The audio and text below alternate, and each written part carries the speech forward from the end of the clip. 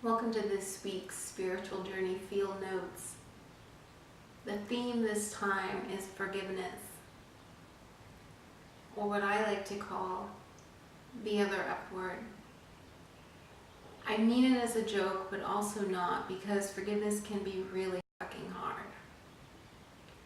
Now, a lot of us, unfortunately, have experienced pretty terrible traumas inflicted on us through others. However, the further you get in your spiritual journey, the more and more you start to realize that the people in your experiences reflect back to you something vitally important. And until that moment where we're able to look at it and observe that which we've gone through the divine eyes, we're not able to accept the message of love that rests behind that experience, which is vitally important to the healing process and becoming whole as a person ourselves.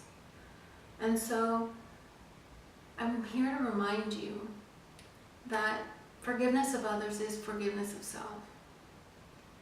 Now that might sound strange, especially if we're talking about something that someone has done to you. You would think, what do I need to be forgiven myself for? It wasn't me, it was them.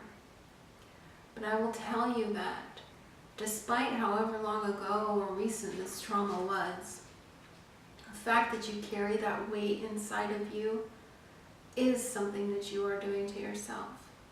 The fact that you're not able to move on from it and maybe judge yourself for it or shame yourself for it, that is a weight that you're carrying that you don't need to any longer. I'll give you a personal example.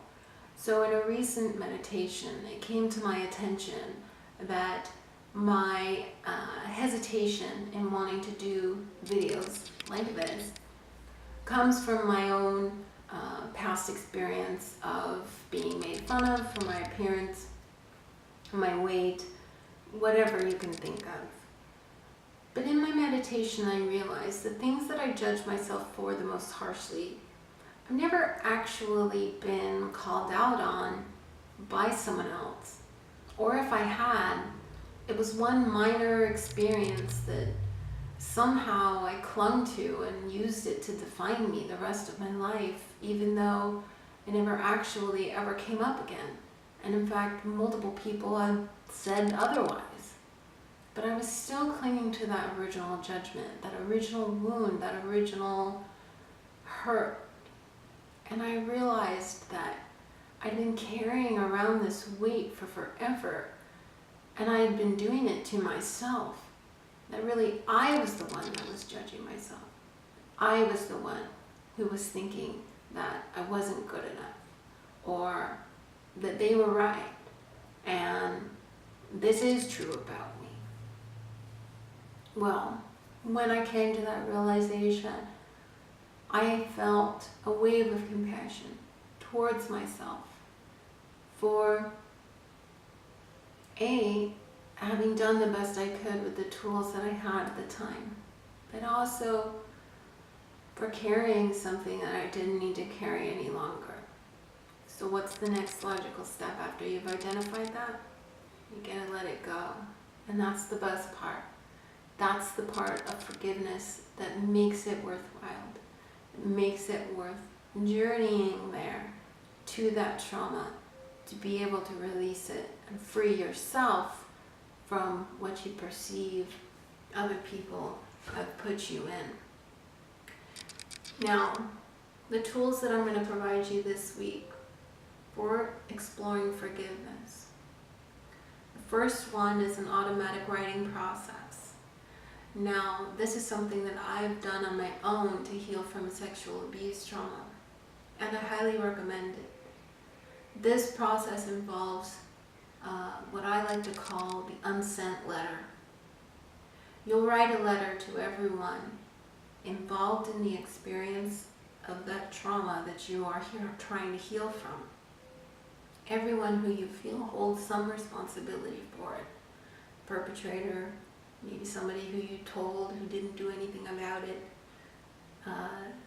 Even write it to yourself. But really what I want you to do is I want you to get into a calm state of mind before you begin writing. And I want you to tell that person everything. Tell them how they hurt you. Tell them how you still think about it. Tell them how it makes relationships difficult. Tell them how you punished yourself, or how you wish they were dead. Tell them everything. No judgment. You're not going to actually send it, but you are going to release it. So let it all out. As you start writing, let everything come, because you might find that as you're writing it, you get to a point where you start to see the lesson, the reasoning behind it. And you start to want to say things like, thank you. Trust me, you might get there. Thank you for showing me that I value myself more, as more than my traumas. Thank you for helping me to protect myself better. Thank you for giving me that contrast to know what a real healthy relationship looks like and doesn't look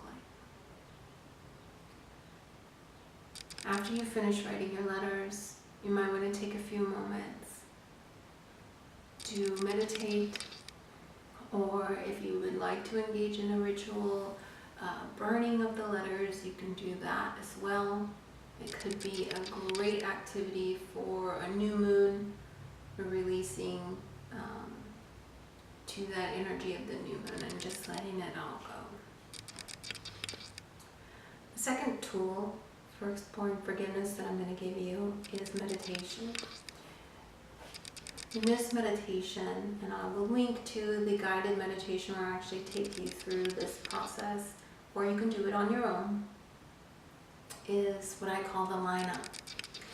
And in this meditation, after you've gotten into a quiet stillness, after a few minutes of good breathing, I want you to call into your presence your higher self, any spirit guides that you're working with, any angels, anyone on your team that you would like to bring into your presence.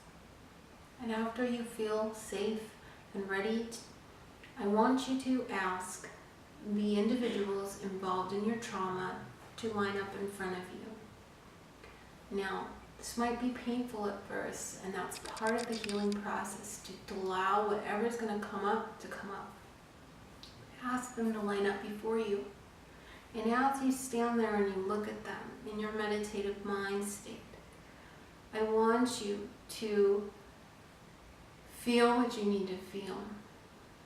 But make sure that before you let them go, that you ended in a state of release. Now this may be something like, again with the letter, saying what you need to say, feeling what you need to feel, and then saying thank you. And making it clear that I'm ready to let you go. I don't want to hold on to this any longer. I want to release this. And your spirit guides, your higher self, will help you do just that. After you've forgiven that person, and you've filled and surrounded them with the light of love, and yourself with the light of love, you can ask them to step aside, to move out of your awareness, so that you can carry on with your life without this weight any longer. And just keep going down the line until you feel like you're a lot lighter than you were when you first started. I would also recommend that you journal your experience afterwards. It's very helpful to reflect on. Now, the last tool that I'll leave you with is from the tarot. The card that I've selected for this week's theme of forgiveness is the Temperance card. Now, the Temperance card can traditionally be looked at as a card of balance. But when I see the Temperance card, what I see is a balance of light and darkness. Now, why light and darkness?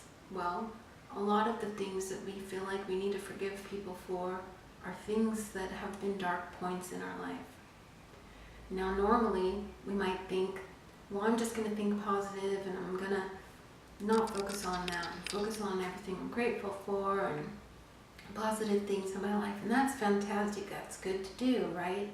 But we have to admit that we can't be grateful for those things if we didn't know what the darkness was like, what it's like to be unloved, what it's like to feel pain, to feel rejected, to feel abandoned.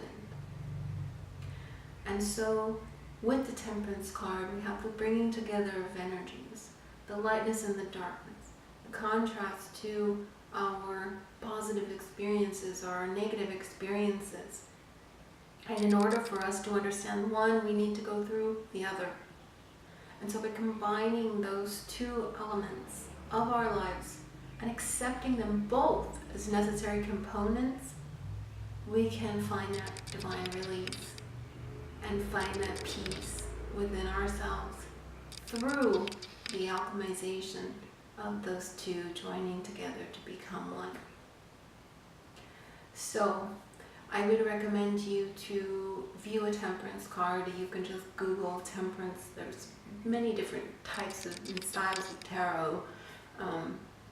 But to meditate on the temperance card, if you happen to have tarot decks, pull out the temperance card, have it with you, have it guide you, meditate on it, journal about it, look at it, stare at it, just think about it. And allow its archetype to heal you through this process of forgiveness. And the last tool that I'll leave you with is a crystal. And this week's crystal for forgiveness is the rose quartz. Now the rose quartz, and I have a small one here of my own personal collection. It's not very big at all, but the rose quartz is a pink or rose-colored quartz. And I selected this because it carries the vibration of unconditional love. And that's what forgiveness is. Forgiveness is the unconditional love for somebody and something that has occurred to you that you'd rather not have happened to you. But when you come from a divine perspective and seeing the ability of the darkness to illuminate the light, you realize that that experience was a necessary component of your growth. That can be a hard pill to swallow, but as you increase your ability to look down upon everything from divine eyes, divine neutrality, you realize that it is in fact true. And in order for you to express love in its full, unconditional capacity, you have to be able to forgive others. You have to be able to forgive yourself. Use the rose quartz, meditate with it, sleep with it, wear it, think about it, journal with it. This could also be something that you hold while you are doing your automatic writing practice. But the rose quartz is really going to be a supportive crystal to help you transmute these traumas and come into a place of divine understanding of unconditionality and thus forgiveness of others. So thank you for watching this week. I hope that all of you are able to find a place within yourself to forgive others, and most importantly of all, to forgive yourself for carrying that weight for so long, even though you didn't have to. You are divine. You are loved. I love you. Namaste.